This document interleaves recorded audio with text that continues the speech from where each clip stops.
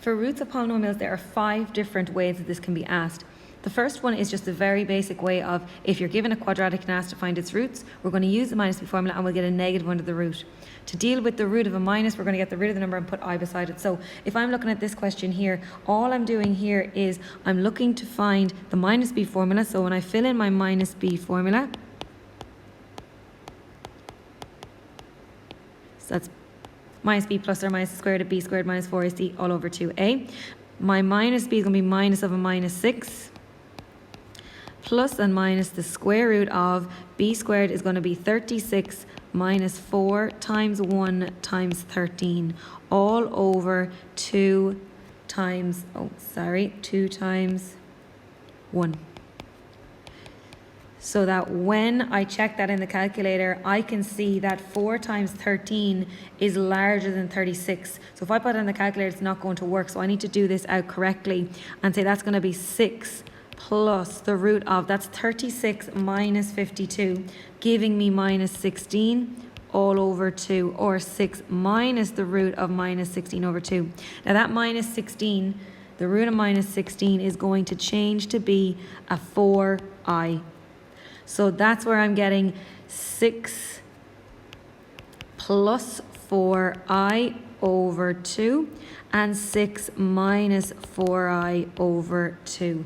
That will again break down and that will give us 3 plus 2i or 3 minus 2i. So that's the first type of these roots of polynomials.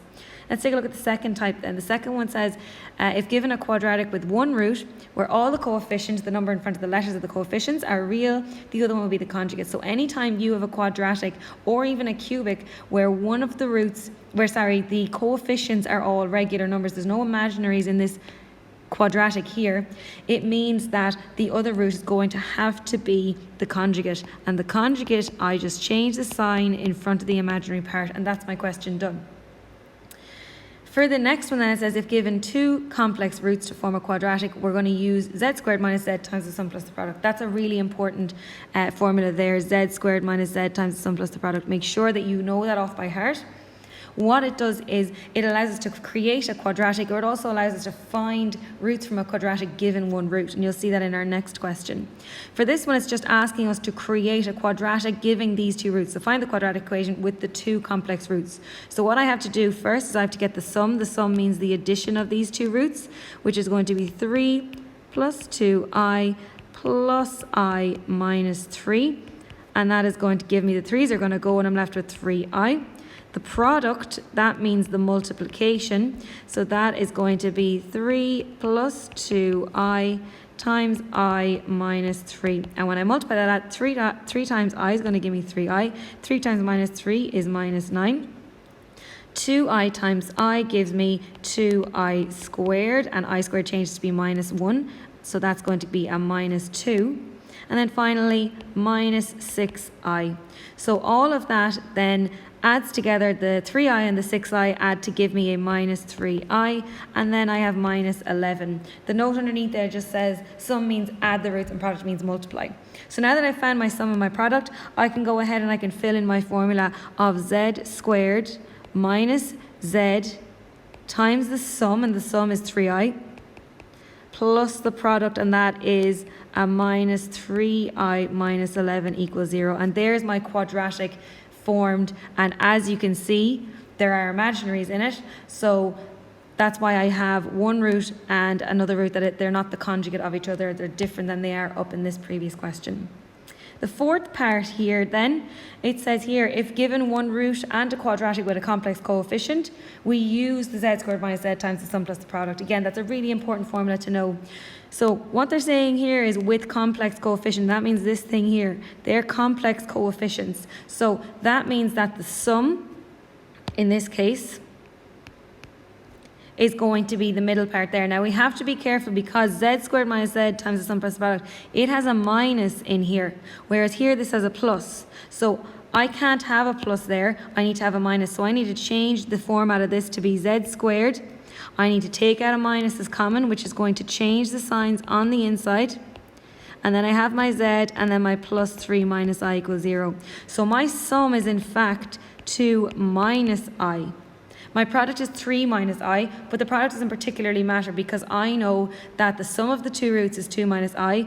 There's one root, so that means I took 1 plus I and I added something to it, this m plus ni. I added that to it to create my sum of 2 minus I. So I need to find what that is. And I can do that just by looking at it. How did I get from 1 to 2? What did I have to add to it? I had to add the number 1. How did I make I become minus I? Well, I had to take away 2i. So there is my other root. That's my m plus ni, is 1 minus 2i. So the only thing to watch out for here is to make sure that the second sign is a minus. And if it isn't, you take out a minus as common and change the signs on the inside. The final type of roots with complex numbers is if you're given a cubic with all real coefficients, the 3 roots are made up of 1 real root and a pair of complex conjugate roots. So if I look here, I have this here. I can see here that the complex number of the root of the equation, and there's my equation, and it's looking to find the other 2 roots.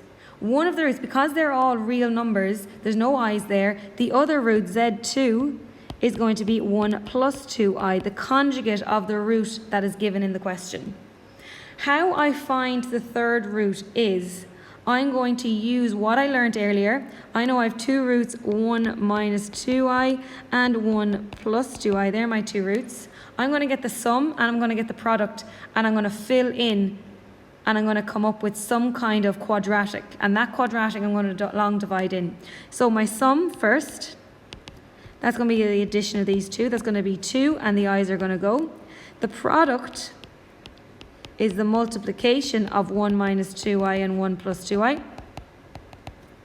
And that's going to give me 1 minus 2i plus 2i and minus 4i squared. Now, I squared is a minus 1, so minus 4 minus 1 gives me a plus 4.